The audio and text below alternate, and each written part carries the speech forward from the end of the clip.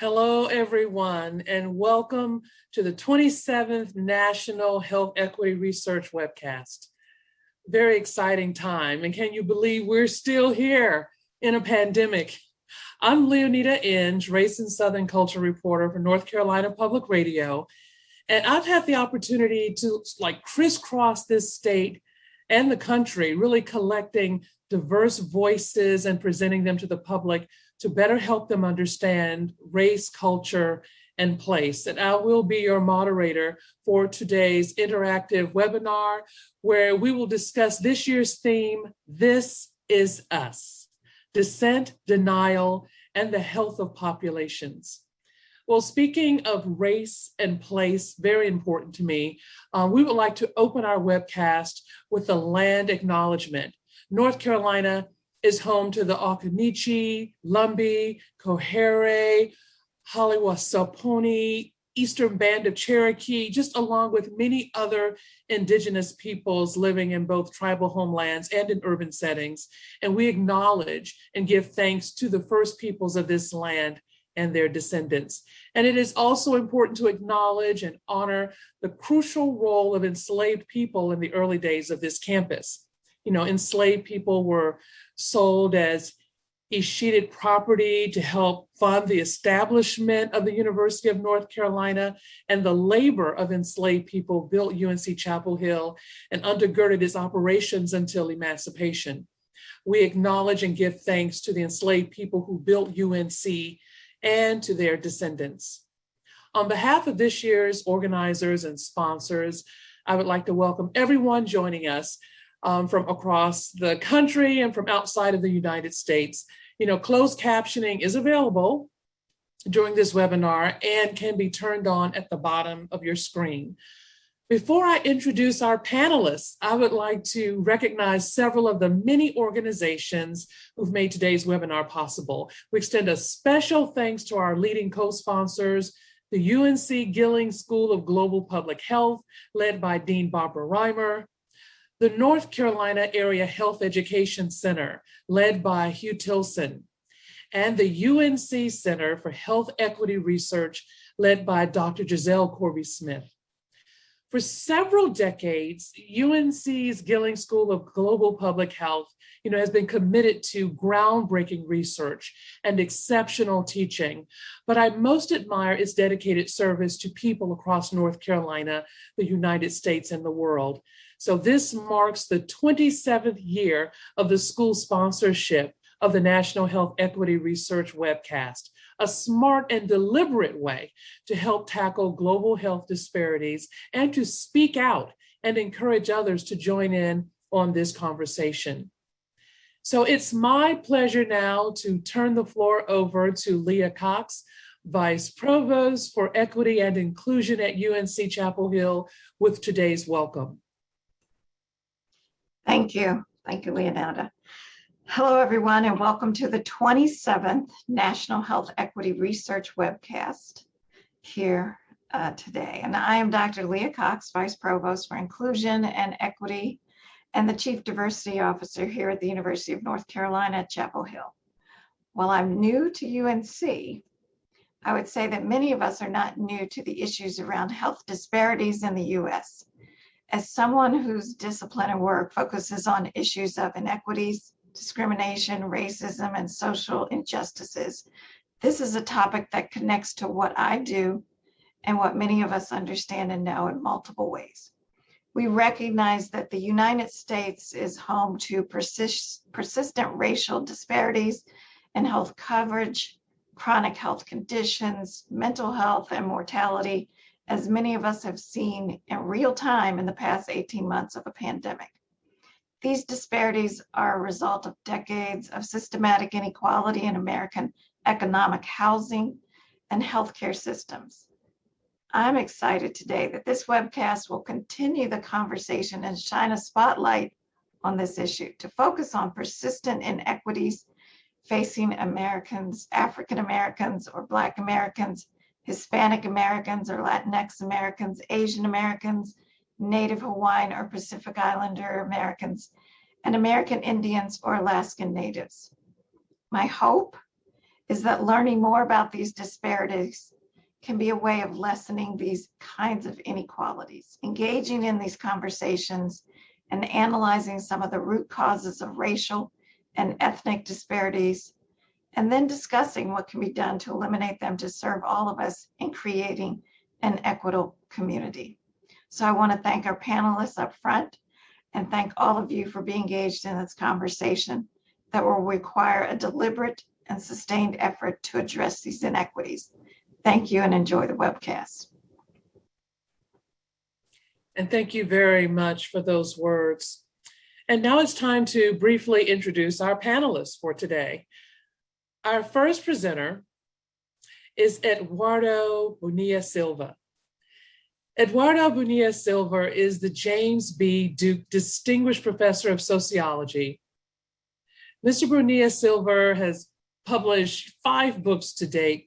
His book, Racism Without Racists, has become a classic in the field and has influenced scholars from religious studies to political science. One of his most recent articles is Colorblind Racism in Pandemic Times, in the Sociology of Race and Ethnicity. And this year, Mr. Bonilla Silva was honored with the W.E.B. Du Bois Center of Distinguished Scholarship Award from the American Sociological Association. Mr. Bonilla Silva is a graduate of the University of Puerto Rico. He earned his master's degree and PhD from the University of Wisconsin-Madison. Our second presenter will be Jeanette Koehlich. Just want to make sure I say that right. Jeanette Koehlich. She's been working in the public health arena for nearly 20 years. She's the Director of Policy Development for the Trust for America's Health, the Washington, D.C.-based nonprofit bipartisan health policy organization, focuses on everything from obesity to substance misuse to health equity, which is at the forefront of discussion surrounding the disturbing incidents of COVID-19 in Black and Brown communities. A highlight of her career has been collaborating with others to declare racism a public health crisis. Ms. Koehlich, she earned her master's in public health from Northern Illinois University and her PhD from the University of Wisconsin-Milwaukee. Our third and final presenter is Mandy Carter. Mandy Carter, she's been holding folks' feet to the fire for more than 50 years, organizing social, racial, and LGBTQ movements. When I say 50 years, I mean it. She participated at the 1968 Poor People's Campaign, solidifying her commitment to nonviolence, and the 2018 Poor People's Campaign. Ms. Carter helped co-found 2 groundbreaking organizations, Southerners on New Ground, SONG, and the National Black Justice. In 2005, the initiative 1,000 Women for the Nobel Peace Prize nominated Ms. Carter and other women working for peace at the local, national, and international levels collectively for the Nobel Peace Prize.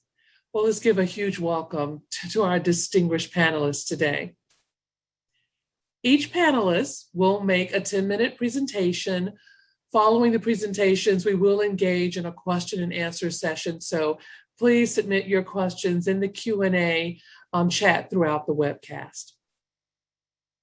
So without further ado, I would like to welcome Professor Eduardo Bonilla Silva with his presentation. Thank you.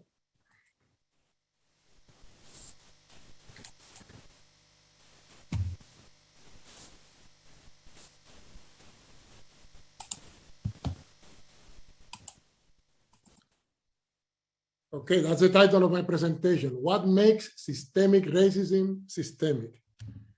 And I'm really scared of Leonida, so I have 10 minutes. I'll be fast and furious. So let me begin by giving you from the outset my main point. Systemic racism is not fundamentally about bad people, the Klan people, the racists, yeah, behaving in racist fashion, but mostly about nice RWF, regular white folks, following the dominant racial script of any period, whether it's slavery, Jim Crow, or the period in the post-civil rights era that I call the new racism. And I'm going to begin with the story of, some of you remember this case, Susan Moore, who was a doctor, a medical doctor, who died at 52 of COVID in a hospital in Indiana. And she wrote, "This is how Black people get killed when you send them home and they don't know how to fight for themselves. I was in so much pain from my neck hurt so bad. I was crushed. He," referring to the white doctor, "he made me feel like a drug addict, and he knows I'm a physician."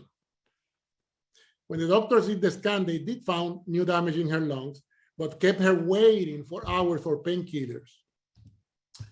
And the nurse was telling me, "Oh, I was marching in Black Lives Matter," to what Moore said. I told her, "No, I don't believe none of that.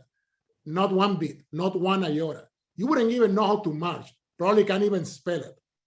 And the hospital, in traditional bureaucratic fashion, said, "As an organization committed to equity and reaching and reducing racial disparities in healthcare, we take accusations of discrimination very seriously and investigate every allegation," blah, blah, blah. We heard that story before. So what do we learn from Dr. Moore's story about systemic racism? Well, first, that is not a matter of the bad apples. By the way, it took me a long time to draw that cartoon of the racists, yeah? Because neither the doctors nor the nurses in this particular case were rabid racists. They just behaved in racialized fashion, which produced a horrific outcome, the death of a person. So that's the secret of systemic racism, that it incorporates all apples in the social orchard, that is all of us in society, and we all participate in racialized practices. Of course, the participation of people of color is different than the participation of whites. We can talk more about that during the Q&A period. So what is the characteristic or the nature of systemic racism in the post-civil rights era? And I have written that there is a system that I call the new racism that is suave, seemingly non-racial, yet quite effective, characterized, among other things, by the covert practices that I call smiling discrimination. We all know this. You go to the store and you are either ignored or patrolled in clever ways, or killing me softly with the, "May I help you? May I help you? May I help you? Yes, I'm trying to steal this fancy coat. Could you help me?" No, I didn't mean it like that. Avoidance of racist terminology. We know that in public exchanges, the traditional terms of the past are avoided. In private, we know that that is a different story. And lastly, some of the old practices of the Jim Crow era have been re-articulated, such as redlining, and I will not delve into that because one of my fellow panelists will deal with this in deeper fashion. So we have the system, the new racism, and there is an ideology out there called colorblind racism. I'm not a racist bot. I'm not a racist bot. I'm a good person. And let me give you an invented example that fits this audience. So this is Dr. All B. White III. And he says, "I'm not a racist, but affirmative action is discrimination in reverse. And in the medical field, it lets unqualified people get in. I like Dr. Malcolm Blackman at UNC, and he's one of my best friends. But well, being nice is not sufficient in this job. And please know that I'm a very good person who voted for Obama twice and now voted for Biden and Kamala." So the problem with Dr. White's stance is that it's classic abstract liberalism, one of the central tenets of colorblind racism. And basically, he doesn't understand that race still matters and is systemic discrimination out there producing all kinds of outcomes.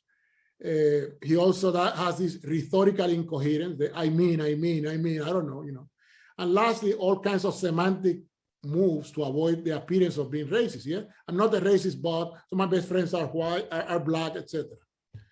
Of course, society is not race neutral because race matters in everything we do, whether it is try to get a job, try to rent a house, driving, walking, in hospitals, everything we do, race matters. And there is a book. There is a subliminal message. I'm Black and Puerto Rican. I ain't got time to be subliminal, so got to be straight. Okay. So this systemic racism is also expressed in organizations, in all institutions of society, we should not be surprised. And I'm going to address quickly the institution that I labor in, this HWCU.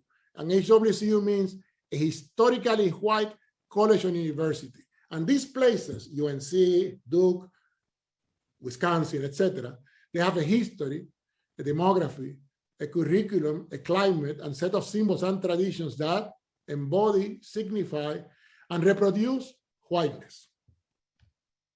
And at Duke, I can give you hundreds of examples of these so-called isolated incidents that keep happening and happening again and again. But it's not just the incidents, it's also the structure and culture of the campus, yeah? Whether it is Silent Sam at UNC or a president's room at Duke with all pictures of white folks, yeah? And of course, I have mostly pictures here of Duke, but UNC folks, you got your own history and reality and present situation, yeah? We know that. So what about the medical system, the medical field?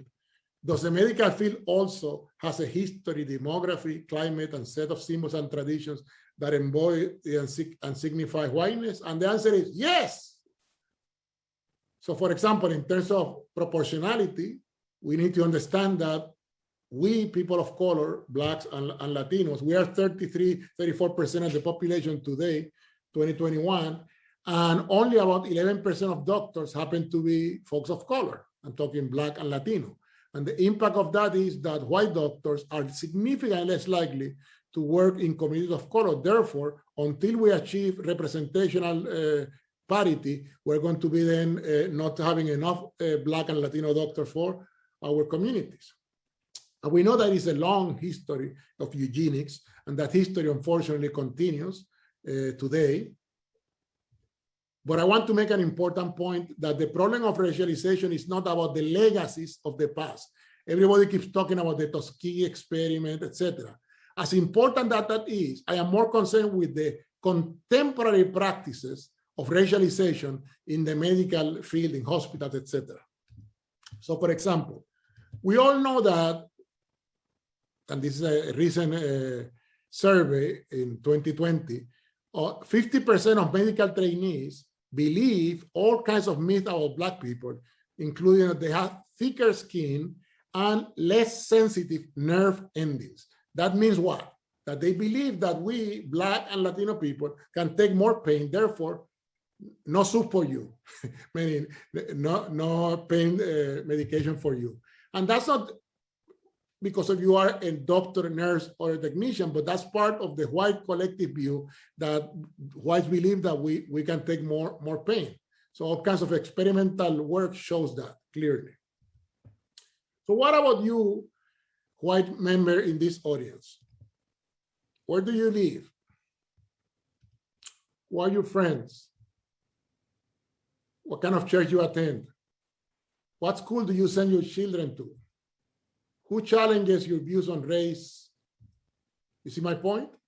I'm trying to say that if you have a segregated life that leads to segregated mind, heart, and therefore you don't need to have a master plan to control the world. You just need to have this situation that I have called in my work the white habitus, which produces then behaviors, habits, and emotions that reflect and reproduce whiteness.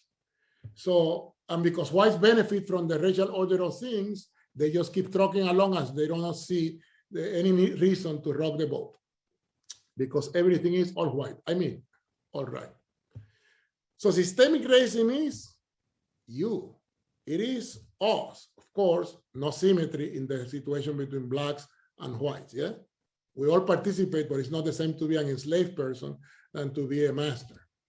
So most of you are very nice people, although from the Zoom, I see some of you are angry birds, clearly, yeah? But you participate all in systemic racism, mostly in a passive, habituated, even neutral way. So for whites, it's not you as Kevin, Crystal, Howard, or Jessica, but you as a member of the racial group in charge, you as a mostly unconscious personification of the American racial order. So what is to be done? Stay tuned. Thank you.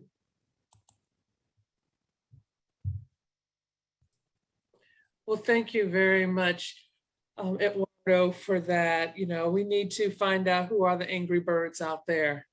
They may not mean to be angry birds, but like you say, where do you live? Who are the people you hang out with? Your segregated views or your segregated surroundings of choice could lead to segregated views, right? In the open. And that's what hopefully we're trying to address here today. So thank you very much. We will now hear from Jeanette Kowalik. Hi, thank you for the opportunity to present today.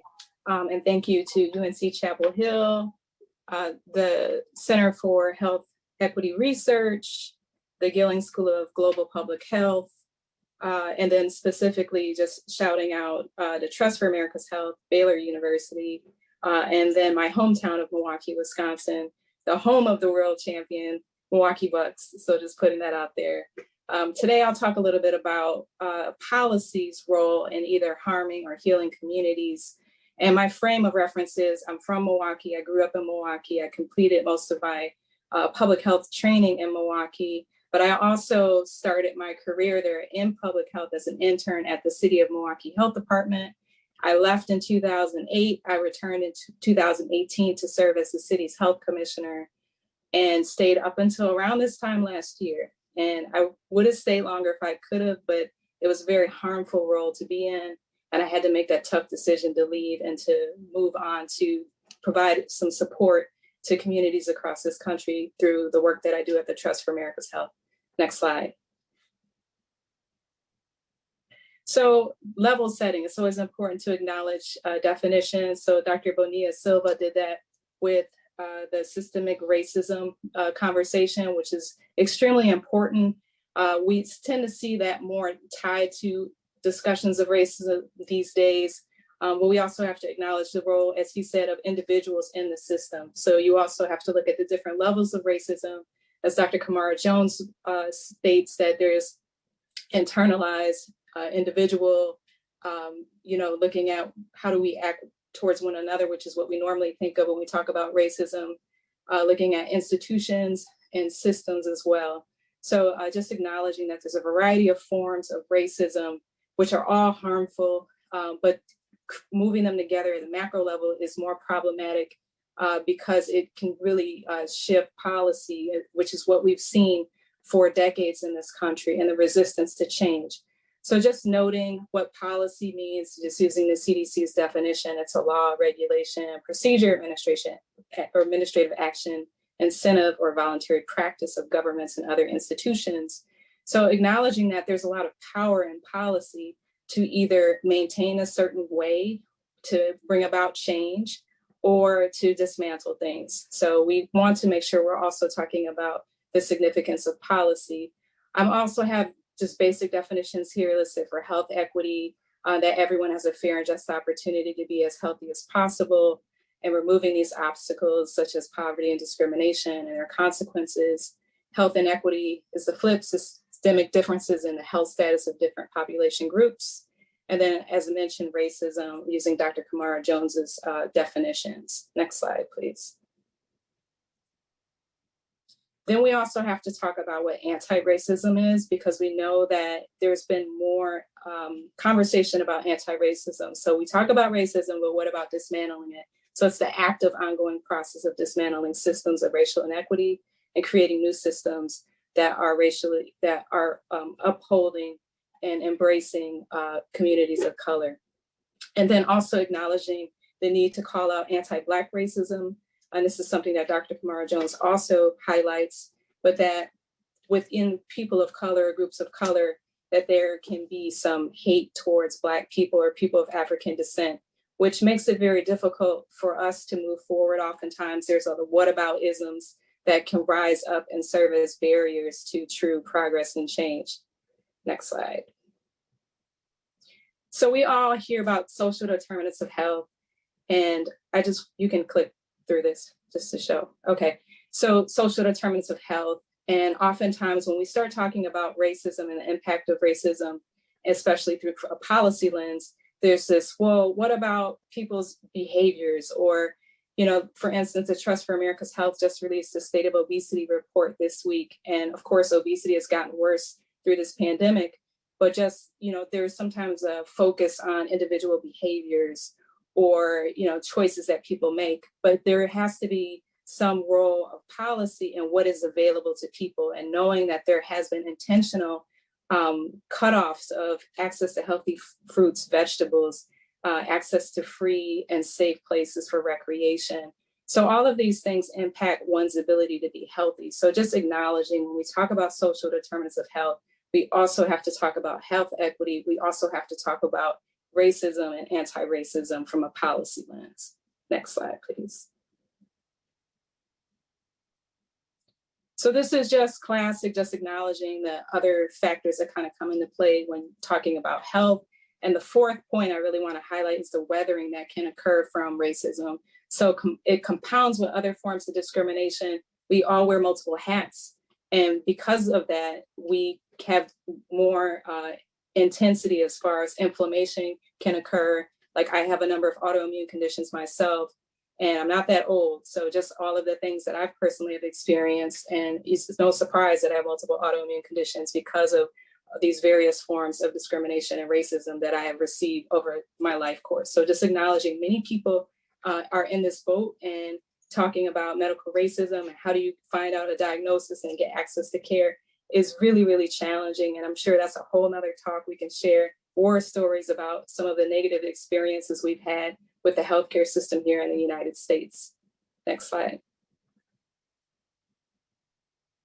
So Milwaukee, Wisconsin, again, home of the world champion Milwaukee Bucks. But many people don't necessarily know the lay of the land for Milwaukee, but this is just so everybody is clear on what Milwaukee is. It's about 87 miles north of Chicago. Most people know where Chicago is located.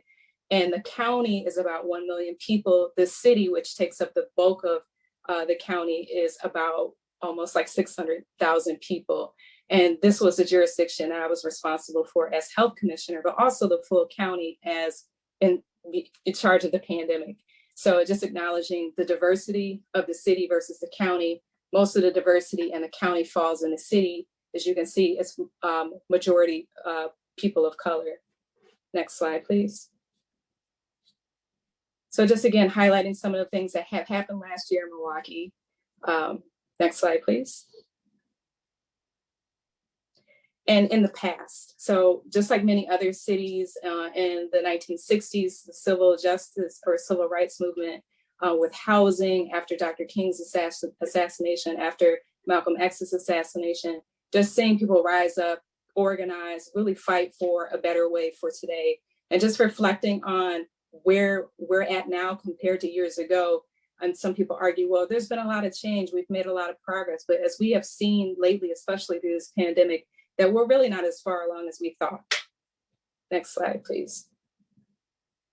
So the next series of slides, which I'll go through very quickly, is just to show you the connection to policy. So I'm going to just highlight these heat maps. So just kind of pay attention to where you see the intense red and orange, which is typically the central part of the city of Milwaukee, where there's a majority Black residents. And then the southern part is predominantly Latinx or Hispanic area. Next slide, please. And as you can see, home value is another one. In the central city here, you see some of the highest low home values. Next slide, please. And then we look at lead poisoning, which is a huge issue in Milwaukee, as well as many other cities right now, talking about improving infrastructure, which requires a policy change. But you can see the concentration of lead poisoning in children in Milwaukee is in the African-American part of town. And then you also see this orange, again, kind of in the Latinx or Hispanic areas of town. Next slide, please. And then we go to the 1930s and the homeowner loan corpse redlining maps. So many cities have these, if you can find them. The University of Richmond has a great reference, so you can access these to see if they exist for your communities. But just acknowledging, as you see from that long ago, the areas that were designated for Black families, and just kind of reflecting on those maps that you just saw, those heat maps, you see still the effects of the redlining playing out even today. Next slide, please. So you can see in comparison here, the old redlining map The center is Milwaukee County and the city, just to show you the distribution of where the most diversity lies in the county. And then on the right-hand side is a COVID map to show you where the outbreak of COVID-19 was more centralized in the African-American community or the Black community in Milwaukee. And then that northern part is an area that was gentrified. So, or should I say, because of gentrification, a lot of Black families had relocated to that area of town. There's also a lot of long-term care facilities in that area as well. So you can see even 2020 into now how this redlining map is still impacting Black and brown families in Milwaukee County. Next slide, please. So just briefly highlighting the role of segregation. So these are just some general definitions. But when we look at segregation, we always assume it's just where people live, but there's also a need to highlight where people do business or where people work. So you have residential and then you have experiential or experience related segregation. Next slide, please. And then just again, it's just providing the evidence that Milwaukee is one of the most segregated jurisdictions in the country. And then a recent study from Stanford looks at GPS signals from phones to show where people are living as well as where they're doing business. Next slide, please. And this just shows the rate is just out of control for Milwaukee where segregation lies. So Milwaukee compared to the nation is the highest, as you can see in the top right-hand corner of this chart, Milwaukee's at the top. Next slide, please. So these are quick because I know I'm a little bit over time, but I just wanted to highlight the process of declaring racism as a public health crisis at the local level. Milwaukee County and City was the first in the nation to do this. And as you could see, there's a huge problem with segregation, as discrimination, poverty, housing values, lead, pretty much every health issue you could think of even now into looking at the COVID-19 crisis or pandemic, but just acknowledging some of the work that was done over time to finally declare the elephant in the city or the county of racism and how it continues to contribute to negative health outcomes. Next slide, please. So just acknowledging that process required a lot of collaboration, a lot of players. So just acknowledging Dr. Kamara Jones as president of APHA that rang the alarm that we needed to make a declaration.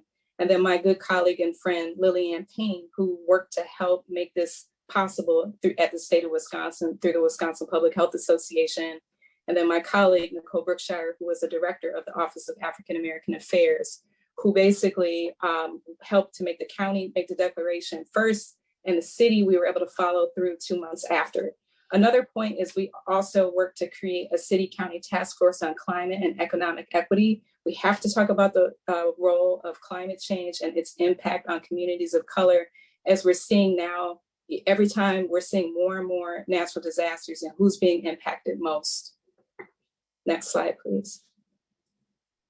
And this is just kind of moving through to the pandemic. As the city reestablished a Board of Health in 2019, made sure that that Board of Health reflected the diversity of the city.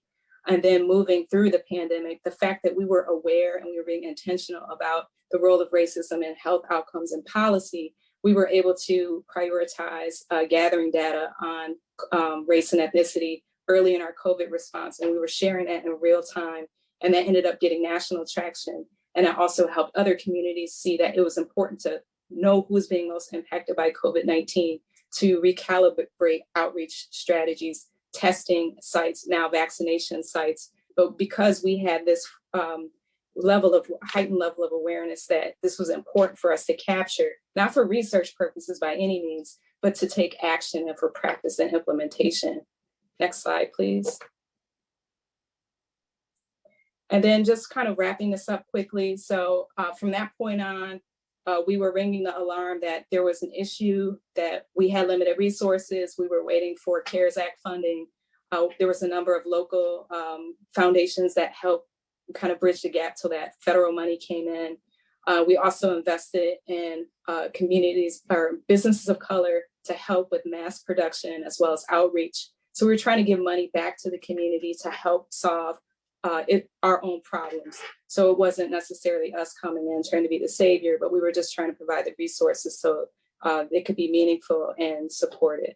So just acknowledging that, and then the fact that we also developed an anti-racism plan. Each city department was required to do this, and this was in the wake of Breonna Taylor and George Floyd, that the older persons in Milwaukee were like, okay, we know you made the declaration, but we need to move this into action much more quickly. So that really helped to advance some more specific efforts, which I don't have time to talk about maybe in a Q&A, but just wrapping up. I think this is the last slide. Just again, thanking those that really helped to move this work forward. And I mentioned their names already, but I also didn't mention Dr. Art James and Dr. Johnny Powell. But just acknowledging this is a collective effort that is tiring, it's very emotional and draining, but that we have to continue to push forward and be strategic about how we can use policy to bring about change. And also understand that it's not as easy and clear cut as some people may think. You have to be savvy, you have to infiltrate the system. You have to understand that not everybody is on the same boat as everybody that's watching this webinar and is embracing even the term of saying racism and anti-racism. So we have to figure out how do we get in there so that we can dismantle it. So thank you for your time. Thank you very much, Jeanette, for your insights. I spent some time in Milwaukee as a reporter, and I loved it. I enjoyed it, but it has, you're right. Milwaukee has a way of just capturing your heart and just squeezing really tight, right? Absolutely. Really tight, because what I've learned in my travels and working across the country and now coming back home to the South is that really Milwaukee has been a national case study just about for everything from health to housing to education. Remember Dr. Howard Fuller there and all his work. And I'm like, so I'm very glad you were able to present and give us some insight on Milwaukee. Thank you. So our final presentation will be made by, I'm just going to call her human rights activist, Mandy Carter. So Mandy, you ready? Yes, I am. And by the way, I have to say a huge thank you to Eduardo and Jeanette. I'm so happy to be a part of the conversation. Actually, I'm really kind of bringing in more of an interesting kind of grassrootsy kind of part of the conversation. In fact, I would say to both Jeanette and Eduardo, the notion about the changing of hearts and minds and the changing of public policy or even medical policy. So I'm going to just start by making a couple of observations. I live here in Durham, North Carolina. And I think the recent stats, and anyone can correct me if I'm wrong, but right now women are the numerical majority in all of our 100 North Carolina counties, as is the whole country. So that's one demographic. The other one is by 2050, if not sooner, this country will be majority people of color, keeping in mind who was already here indigenous to these lands. And the one that I find most fascinating, and it might have just came out recently, is that all of our post-World War II baby boomers born between 1946 and 64, we are outnumbered now, not in a good way, of those who are 18 to 40. So the question would be, how can we do a intentional, multi-generational, intergenerational kind of conversation? And the one that I really, really want to talk a lot about is one of the issues of housing insecurity or housing. That's the piece that I'm most interested in. I will be 73 in November, but there's going to be a lot of people like me. At this point, I feel very fortunate right now that I happen to live in a very affordable place here in Durham, North Carolina. I can't be guaranteed that that will continue on in any way, shape, or form. That's against a backdrop of being lesbian, gay, bisexual, transgender, intersex, QIA plus. How do we make sure that we have security of food justice, housing justice? But the housing one is that I'm most intrigued by, and here's why. If you look at the state of North Carolina, one of the things that this state has done, and we might even do an inventory if we wanted to, they way overbuilt a number of these assisted living facilities. I think they're called retirement communities. A lot of them had been built, but they're sitting there empty. and/or people are now actually proactively buying land in which people can go out and actually create their own communities if they will. But I would like to know, as someone who's LGBTQ and out Black lesbian, I was homeless. I lived in an orphanage and a foster home. You age out at 18. I had no place to go. I had a car to live in. Circumstances being what they are, how many people are doing that now and how that might be going into the future? But also, I'm also thinking of the demographic of being elderly and being youth of color LGBTQ. What would happen if we were either to buy, this is just a thought, either buy and or put into community land trust some of these facilities in which people could actually occupy and make sure that they were kept within the community. And that could be, allies, straight allies of color, age demographics.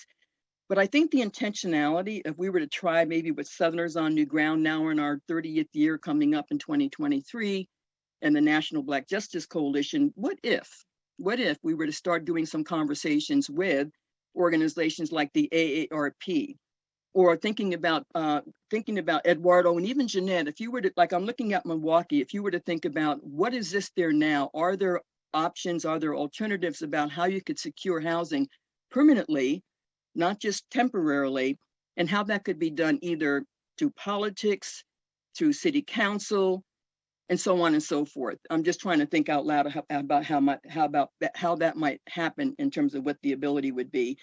A couple of places that we already know. For those of you familiar with North Carolina or not, there's a place called Carroll Woods. Carroll Woods is in Chapel Hill, and I think Yvonne, you're going to put the web link in there. This is an intentional community where people are pretty progressive, or they have kind of like-minded, got together, own this property. You can buy in, or you can become a member of it, literally, and then until your life, in terms of what happens, and then, but it keeps that place going with other people continually moving into the community. And I would think that would be one option, that would be a possibility. But the Quakers, I guess this is the term that I've understood. It's called the community, I wrote it down. It's called the community resource community, in which you actually have an intentional community in which you have buildings. There's one in Greensboro right across the street from Guilford College, like a Quaker themed, but that could be replicated, thinking about what that might mean.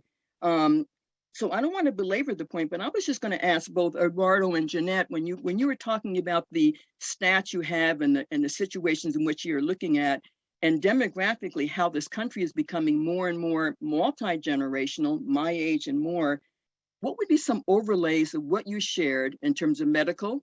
What would be some overlays in terms of what could be done politically? For instance, Durham might be about ready to have its first ever woman of color mayor.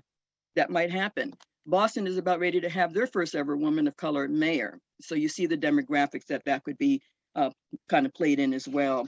I think I also want to just share that we have 11 historically Black colleges and universities in the state of North Carolina.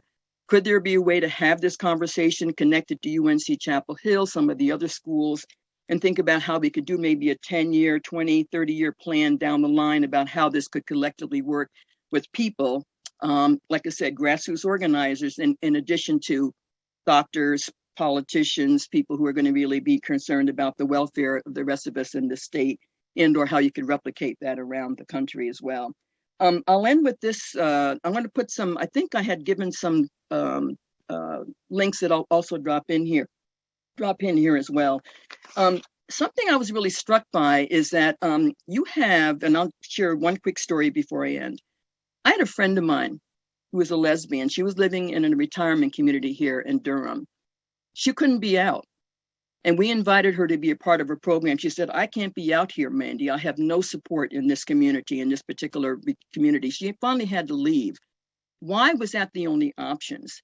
Then you have groups like SAGE, which is over here in Raleigh, trying to figure out how they can either build a community and or direct people to a community where you're going to be welcomed, where you're going to not be shamed, where you feel like you can be part of the community to rid the rest of your life in terms of how we would look out in terms of aging in the LGBTQ community. So I will end with this. I think that this is just a thought. I would love to hear any other people who might be interested in a similar conversation. Southerners on New Ground, we'll put the web link in there, the National Black Justice Coalition, another, and also AARP, naming some other organizations as well. So I'll end with that. Like I said, I like to have a place to live that's going to be like forever. But I also want to do intentional and generational as well, is what we can do to kind of make some change. And there you have the vision and the mission of Southerners on the Ground, and also the National Black Justice Coalition. So, but I said, hearts and minds and public policy, how do we make this happen? Like it. Thank you. Thank you very much.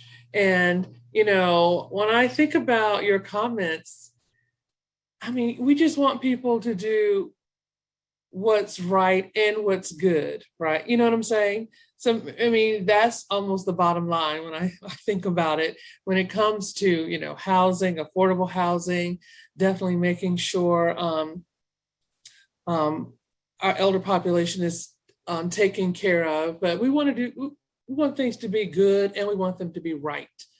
And I think, Eduardo, Mandy was, aiming some questions at you as well.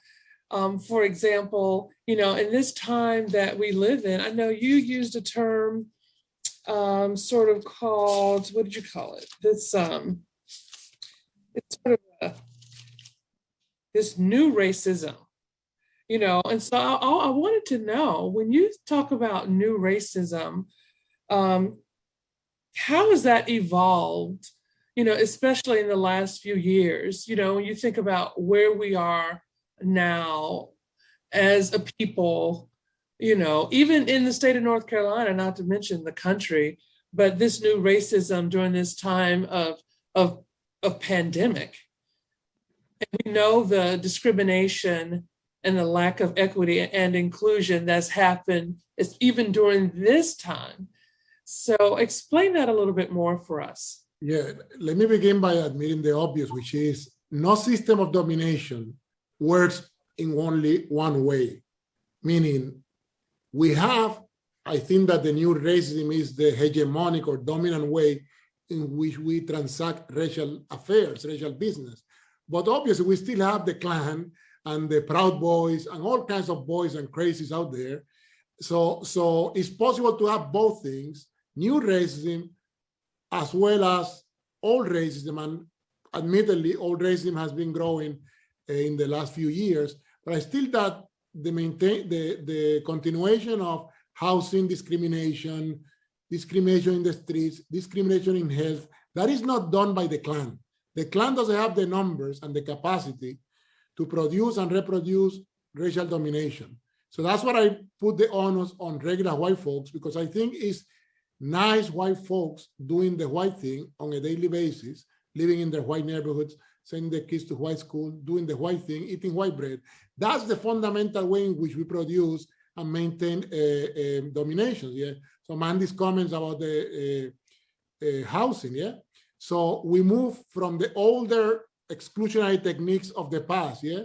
Putting a bomb if a Black family move into a white neighborhood, to the now you see it, now you don't discrimination by realtors that steer people in different places. Developers, think about, we know this about Durham, yeah? I've been here since 2005, and we know that the downtown of Durham has changed dramatically through condominiums. So-called urban renewal and development, in the old times we used to call them Negro removal, yeah? Urban renewal means we move Black people away and then bring upper middle class whites. And that's what is happening in downtown Durham. And lastly, connecting with Mandy's comment about what is to be done, I'm about social movements, yeah? So if we have all these retirement communities that were built and are unoccupied, what we need to do is build a movement to occupy them, to develop our own communities and force the state, for the city to deal with us. We cannot continue having people living in miserable conditions and being out of not being able to pay rent, yeah? So let's build a movement to tell folks, hey, if they have these unoccupied places and we have a scarcity and housing problems, let's take them over. That's what we do in Latin America. We go and do a squatter settlement and then let's fight it out. Fight it out, squatter settlement.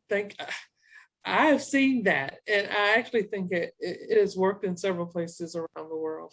But first of all, before we continue on with more questions and during our Q&A session, I just want everyone to know, as a follow-up to today's webcast, there are a limited number of spots available to talk in a small group discussion with each of our panelists. It's called the Continue the Conversation series. You know, it's free to register for this. It's on your screen right now. And it's a great chance to dig deeper into today's discussion. You can join Jeanette on Tuesday, September 21st at noon, and ask her to further explain the correlation between health disparities and COVID vaccinations, for example. Mandy Carter's small group chat is Wednesday, September 22nd.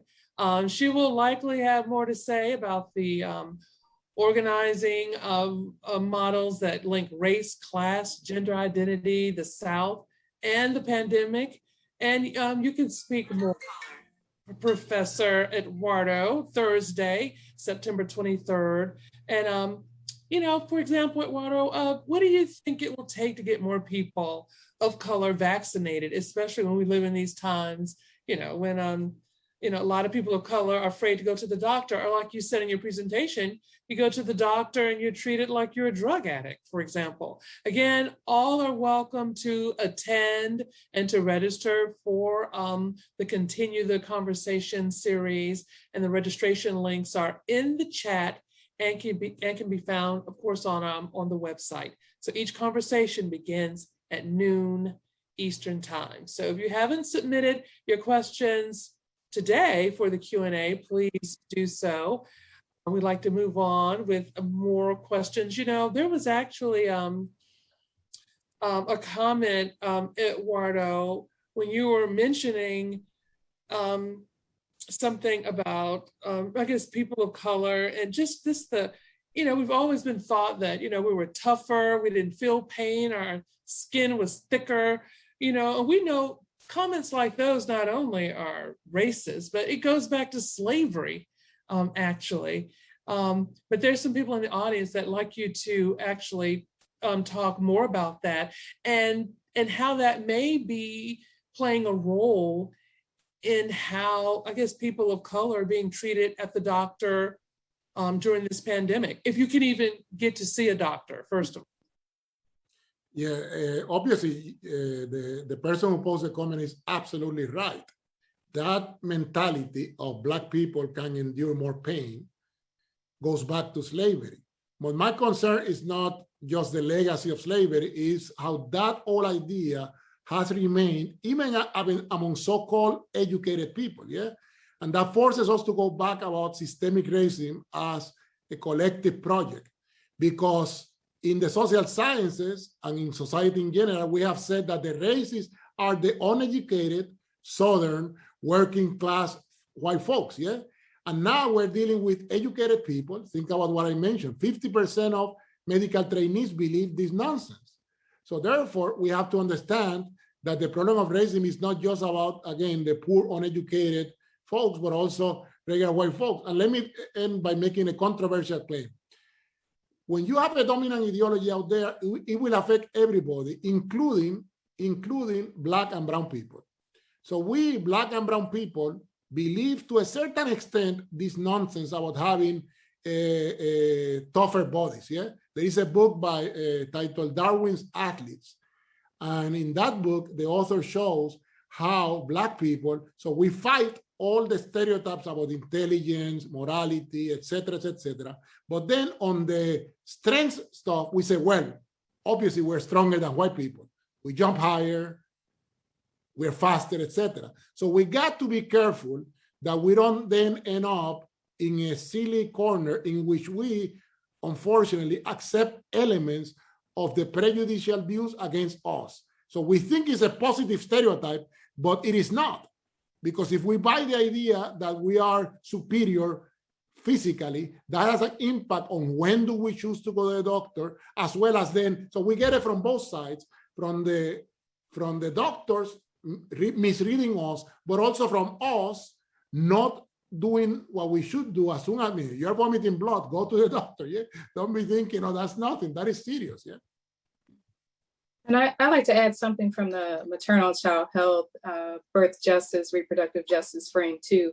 Just acknowledging the impact of racism on health outcomes, birth outcomes, maternal mortality, maternal morbidity in this country. The fact that we're supposed to be so developed and our rates are what they are is just unacceptable. And then the pushback that we receive as we're trying to fight, these policies and practices is just unbelievable. So I just wanted to share a couple of organizations and resources that are really trying to fight the good fight. My colleagues at the National Birth Equity Collaborative, Dr. Joy Kerr-Perry, Black Mamas Matter Alliance, Sister Song. There's many others that are really working to fight racism through birth justice work, or advocating for birth justice and reproductive justice. So I recommend, definitely looking at what is being done and applying it to different areas in healthcare as well.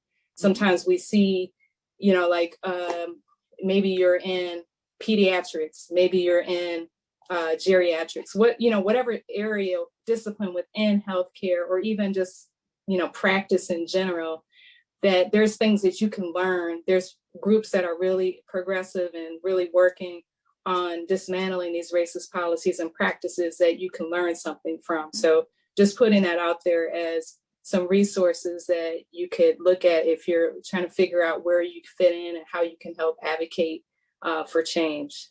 Mm-hmm. And I'd like to follow up on that, Jeanette, because one thing I was going to say, a perfect example, you're in Milwaukee, you were in Milwaukee at one point, but there's a great thing called the Ruth Ellis Center is in Detroit. And I want to just read briefly, because this would be a model.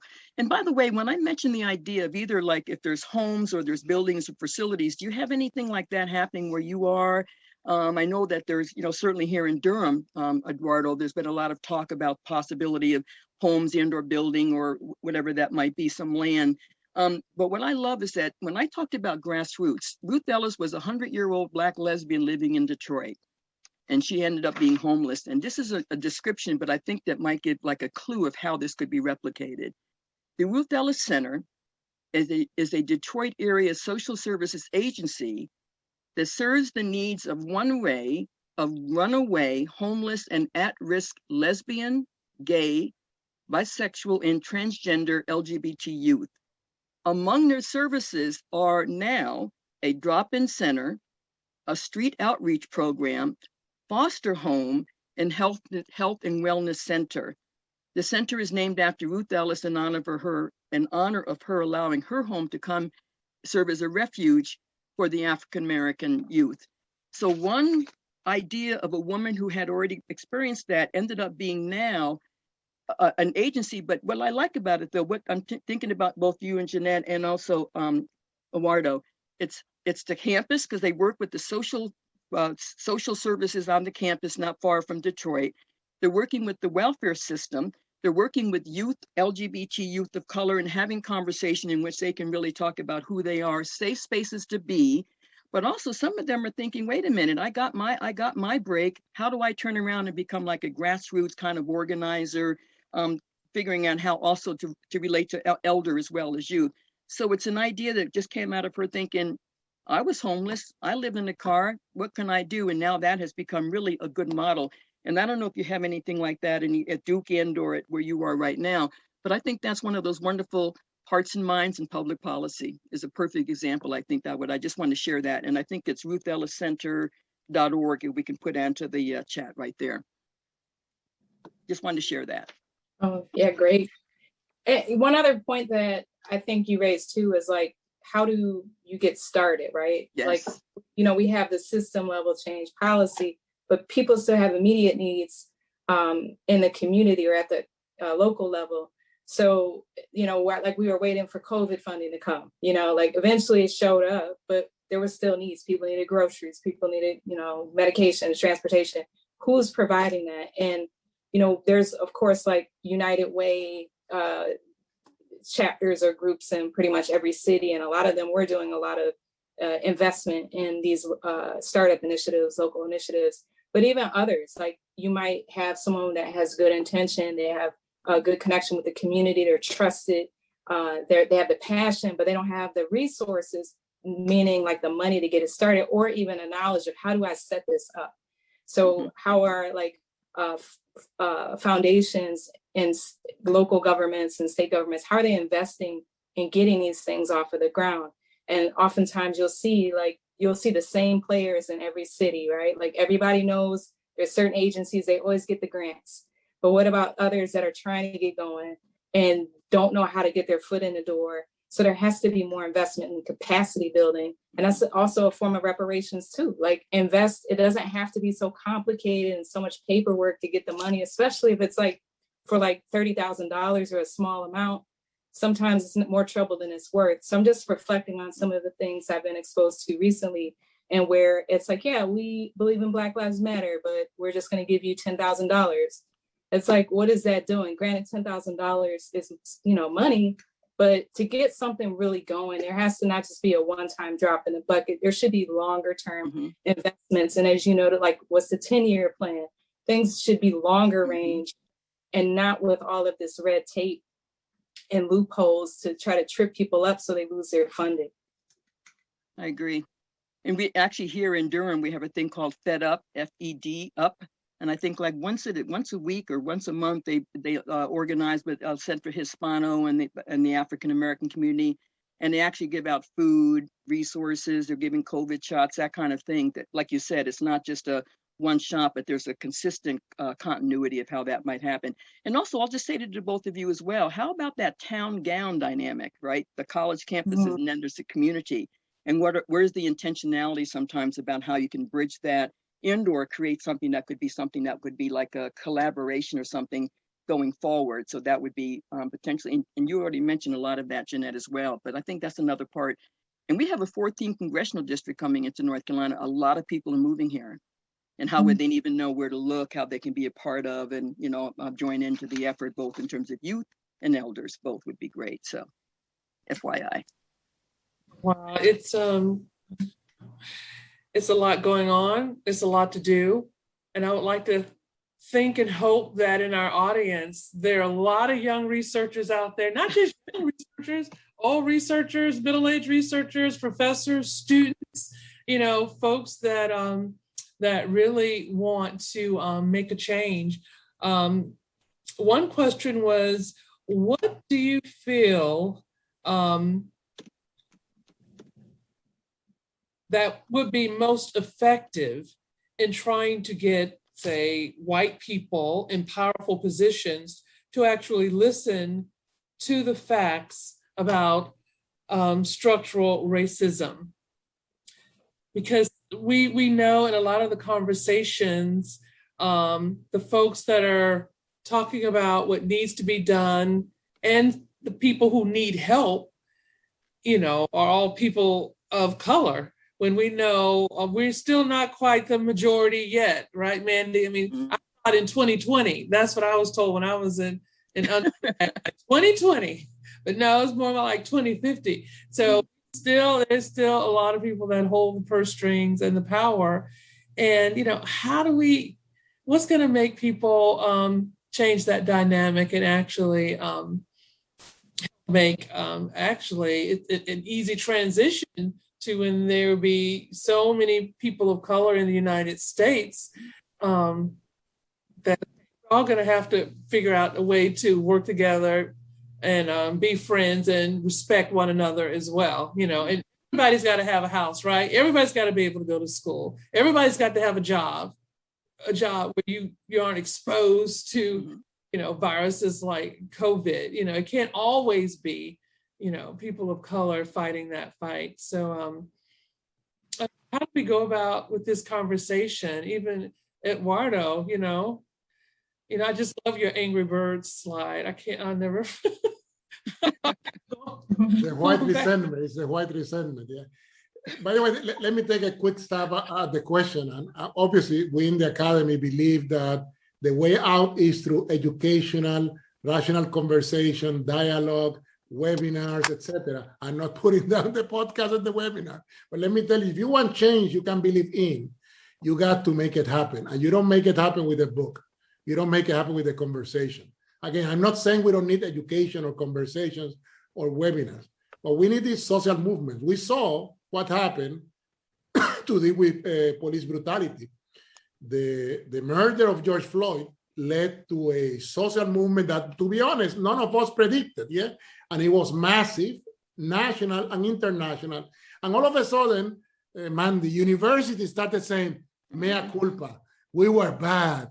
And Janet, they were like, we're going to give you $10,000. And we're like, $10,000? I don't think so. We need reparations. And my calculation is you owe me $50 million, you know? So I think that we, although we want to talk and have conversations, sometimes, let me be metaphorical, a stone well thrown does more for change than a conversation. So never put down the centrality of social movement politics rather than thinking that just voting for Democrats or having a nice conversation with one of your white colleagues will do the change. You want to change hearts and minds, sometimes you need to have social protest. I mean, how did we abolish slavery? How did we end apartheid in the country? And now I think we are at the impasse and folks are telling us to sort of be rational, be quiet, be nice. And I'm like, you know, nice is good, but it doesn't pay. It doesn't get you to the promised land. Go ahead, Jeanette, because I had something to share, but go ahead. Oh, you can go. It's fresh. Well, actually, I have a question, and it's a rhetorical question. And I'll be honest, I mean, there are times when people meet and we're trying to figure out how do we do a collective we. And there are people saying, I'm not interested in working with any white people. I'm not interested in working with any people of color.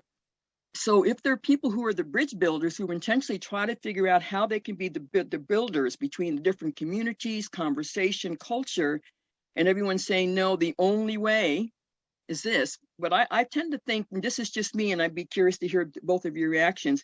I think we live in a both and, not an either or. But I've just been really struck. I got to go to Africa, I don't know, many years ago. And I had this whole romantic vision of what I thought going to the motherland.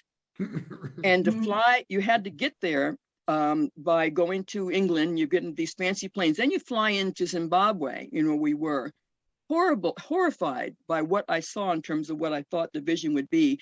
But everyone had a cell phone to their ear. It was just, I'm not being disrespectful, but I think sometimes when we think about cultural change and who we are and how we embrace our ethnicity and culture, and then when you go visit someplace, the reality of what it is there and the incredible impact of the United States. Coca-Cola signs everywhere, wide streets, you know, the whole thing around countries being. But when I came back and I was trying to have this conversation, people said, Mandy, don't waste your time. You know, there's no need to do all that going to Africa and all that other stuff, and no disrespect. But then other people said, but we need to figure out how do we have conversations with our people, however you might define that. And now currently trying to do a lot of organizing here in Durham and North Carolina. We have some incredible important races coming up. And some people thinking, I don't do politics. Don't bother, waste a vote. It's a waste of time. So I want the both of you to tell me, is it a waste of time voting and or working in partnership and trying to figure out how we make it a collective we versus a both and or, you know, us and them? I think I'm throwing that out to both of you just as Yes, no, good. Go for it. I'm glad you posed that because, you know, that when I was thinking of all of the harmful policies and practices, I was thinking about, you know, elections and poll taxes and, you know, exams and, you know, all of these things that were done to really prevent our ancestors from being able to vote. And we're seeing all of this resurface now. You can't get someone food or water while they're waiting in line. That was another thing I dealt with in Milwaukee, where we were trying to delay the election because of the pandemic, right? We knew that people gathering and there was, you know, masks were just kind of coming in the scene as something that we should embrace. No vaccine, but our Supreme Court in Wisconsin said nope, or they said we still had to move forward with that election. And we were very, very afraid that people were going to be more exposed. And we knew who mainly goes to the polls is Black and brown people, not necessarily doing mail-in ballots because we don't trust it or there's skepticism about it from the past. So just even like that experience alone in 2020 and then what we've seen, I mean, like with Georgia, for instance, and just being able to really flip the Senate or get us, where to a better place.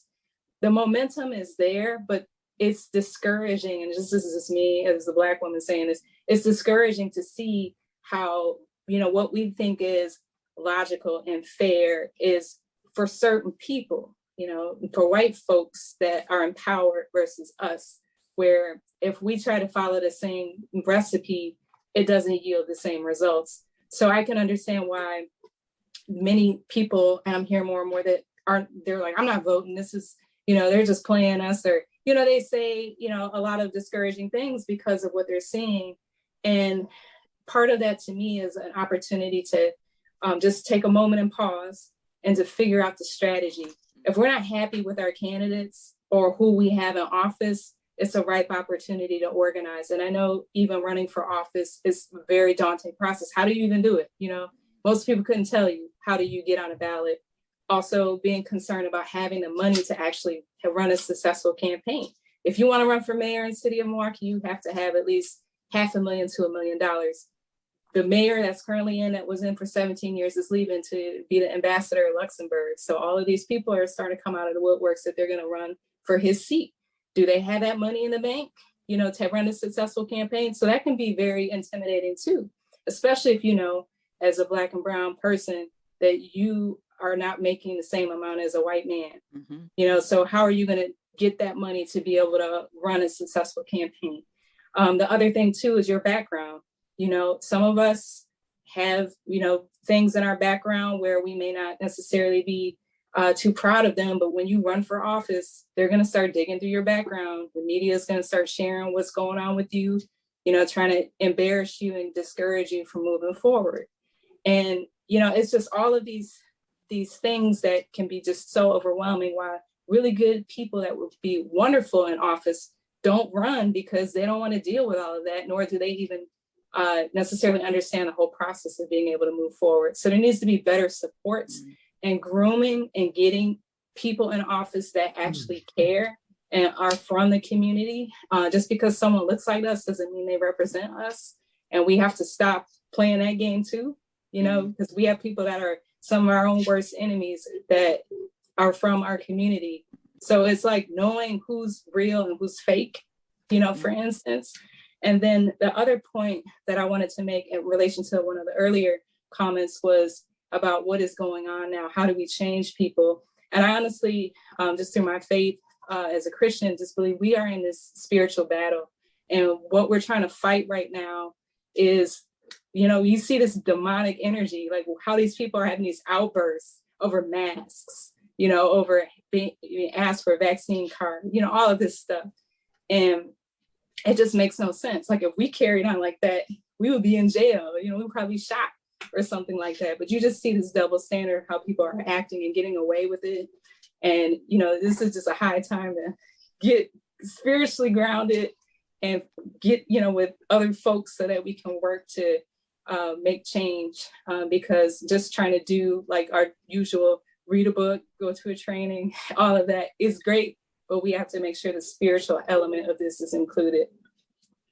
Agreed. Yeah, when you were speaking about, kind of putting your money where your mouth is in a way, putting your place to move forward and speak your truth and just participating in the electoral process in some way in your community, because if you don't, we'll never get the outcomes that you want and need. And when you're talking about that, Mandy and Jeanette, guess what? One of my favorite people just had a birthday yesterday. And I did not send her a card yet, but yesterday was former Congresswoman Eva Clayton's birthday. Oh my God, Eva, yes. Please try to keep that on my calendar. But now I want to put it out here, so now maybe that's better than a card, right? I think I'll put a card in the mail. Mandy, you have a direct question. Someone wants to know, can you just talk a little bit about community land trust efforts locally? Really, how viable of an option is that still today? I guess you were saying it's definitely important today and it's needed. Well, the one that I'm most familiar with, I live here on not far from West Chapel Hill Street, the Durham Community Land Trust. But like, they're all over the country. And what it is, like the neighborhood I live in, for instance, is like, it's really diverse. But the home, you get a home, but that home stays. So whether you come or go or not, the home stays in that community. And we were thinking earlier, like these buildings that are sitting here empty, what would happen if you secured a building, but then it would stay in, what's that word, in forever, whatever that term is, because it's not built on one person. It's just the idea about you literally pool your resources in order to own a home, make sure the home stays within the community, affordable, whatever that might mean. So that's just one example. And there's a whole network of land trust around the country. What I've been really intrigued by, speaking of Eva Clayton, all those Black farmers that are living out here in northeastern North Carolina, one of the interesting issues that has come up is that a lot of these Black farmers, they have been in their families, but also it could be other farmers as well, Latinx, whatever. What happens if they're not interested in keeping the farm? Well, that land needs to stay in the community. So it's not based on any individual. So I think it's those unique, how would you figure out legally or, structurally or whatever, so the land, because what's happening now, someone doesn't want it, they're going to come in and snap it up, putting those hog farms out there in Eastern, they shouldn't be there. So Eva Clayton, I have to just give her props. She was just so determined about the Black farmers in the state of North Carolina as an example, but then how do you keep them, if not folk wanting to keep it carrying on with the children and so on and so forth. But land trust, I think, is a unique idea. I think it's a good one, and it can be replicated in a lot of communities. In fact, I was going to say, Jeanette, do you have any of that kind of similar thing where actual homes are owned by not an individual, but by a community or a land trust of some sort that stays in the community of some sort? Or Eduardo, or if you're even familiar with that as well, that concept of just keeping it within the community.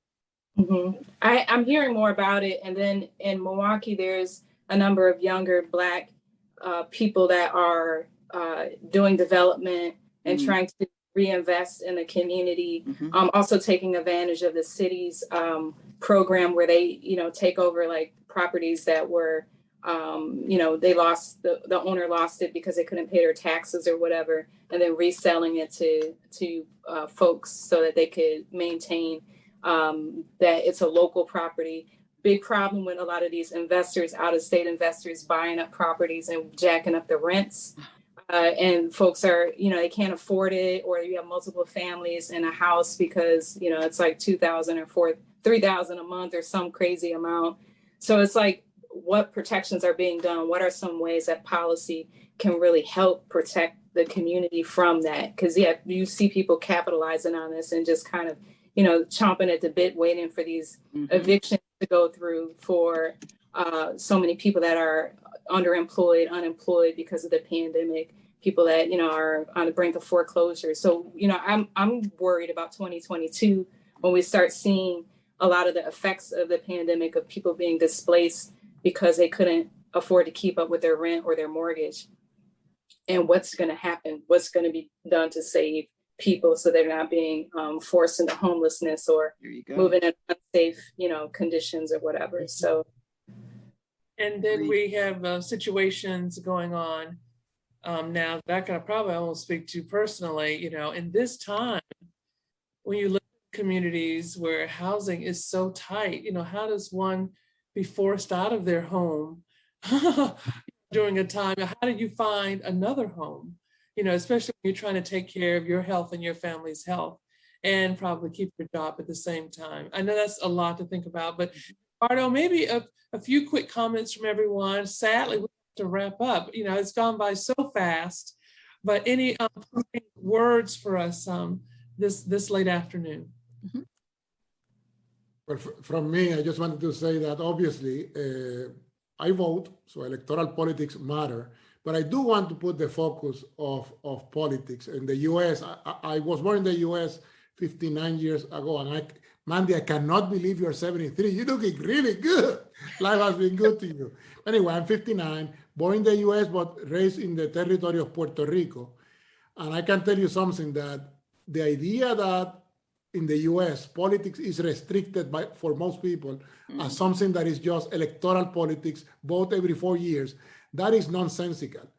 In truth, the weight of historical evidence shows if you want fundamental change, You got to get organized. And Mandy, I do agree that it's not just we Blacks and Latinos. We need to expand, yeah? So I am in coalition with anyone who is an anti-racist, as Janet mentioned. I'm in coalition with anyone who is a progressive, yeah? And who doesn't then tell us, as we were told back in the day, well, it's all about class, yeah? So get behind the class movement, and that will deal with the race, gender dilemmas, yeah? So I just want to make a really strong comment that we need to expand our notion of politics and think about the centrality of social movement activity to change the world. Like it. Mandy, any parting words? Yeah, I was just going to say what I love is that the fact that I'm meeting these two wonderful people, we're going to continue this conversation. This is what it's kind of about, the plus and, you know, and here are the words that I really make my day: being intentional, being proactive, and also making some chances and taking some risk. You don't get things because you're guaranteed anything. You figure out how do we make it a collective we going forward. So I look forward to, I'm going to be on your thing, Jeanette, and on yours as well, Eduardo. But I want to continue the conversation. And thank you, NC Chapel Hill, and also this, the 27th annual, to be a part of this. I'm humbled and honored to be a part of it all. Pass it on to you, Jeanette. Yes. So closing us out, absolutely. When the opportunity came about to be on this panel, I was like, oh, you know, like learning more about each of you and the work that you do, and just so honored to be a part of this group. So I'm looking forward to building further, and just acknowledging that, you know, everything happens for a reason, and the timing of this is right, where we're at right now as a country, as a people. And one other thing that I didn't mention that I would just want to stress is just kind of old-fashioned public health law and policy. Like, what is a law if it's not enforced, right? Like, there's some of those old school, like, anti-spitting laws on the books from the pandemic of 1918, you know, and just other random obscure laws that are in the books that nothing's enforced. So when people make comments about, oh, well, follow the law, or it's in the law, but it's like, okay, you don't fairly enforce it, you know, and that's where the problem lies. So just holding people accountable, you know, whether they're law enforcement, district attorneys, judges, other elected officials, and employers even, that they're doing things in a fair way. We have technology now, we can document, we have receipts. So just holding true to that, keeping documentation and, you know, evidence. Don't be discouraged because you saw, you know, someone had a video of something and nothing took place. I mean, Rodney King, we all saw that years ago. But just, you know, really holding true to the truth, and that, you know, we will see the other side of this, but we have to continue to be strategic about how we go about this, and aligning with like-minded people, but also listening to those that don't share the same views as us, because we also have to know where people stand. We can't assume everybody agrees with us and automatically dismiss them. You know, the spirit changes hearts and moves hearts, you know, like Saul to Paul, for instance, you know, so just acknowledging that, not to give up hope, and also make sure you're taking care of yourself. Know when you need a break, because that's definitely in order now more than ever, that you're taking regular rests and breaks from everything that's going on in the world. So thank you. And thank you all very much for taking part in this discussion today. And hopefully everyone will register to continue the conversation. You know, when I was, when I think of this particular webcast, you know, This Is Us, you know, I can't help but think about a conversation I had earlier this year with Dr. James Hildreth, and he's like the president of Meharry Medical College in Nashville, Tennessee. And that's one of the oldest historically Black medical and dental colleges in the country. And we were talking about, you know, who is a guinea pig? You know, we're talking about COVID-19, we're talking about vaccinations, we're talking about testing.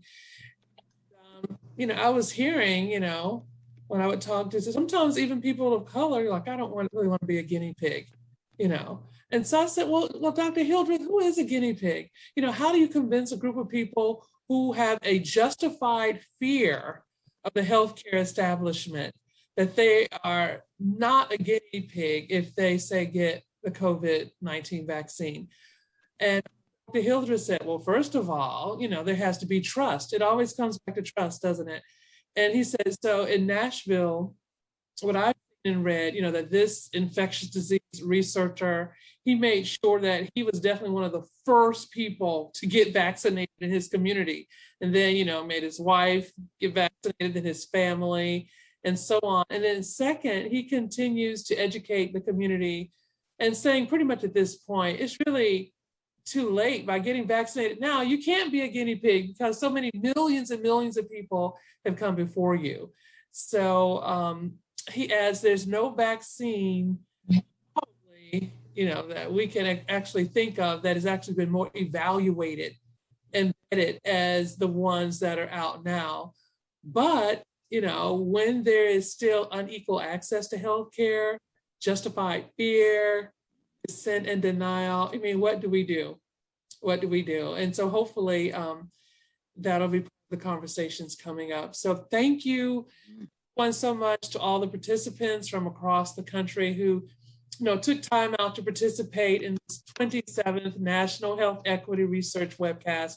I hope everyone is inspired to action and advocacy in the quest to make sure that the health of all populations is considered as we fight through this pandemic. Now, the recording from today's webcast will be available on our webpage soon, so please tell your friends and colleagues about it. And please join us next year in 2022 for the 28th National Health Equity Research webcast. And we ask that each of you check your emails to complete a brief survey, as we'd like to hear from you about today's program and ideas for future webcasts. So thank you very much, everyone who's participated in today's event. And we thank each of you for joining us today. I'm Leonida Inge, so stay healthy, guys. Thank you.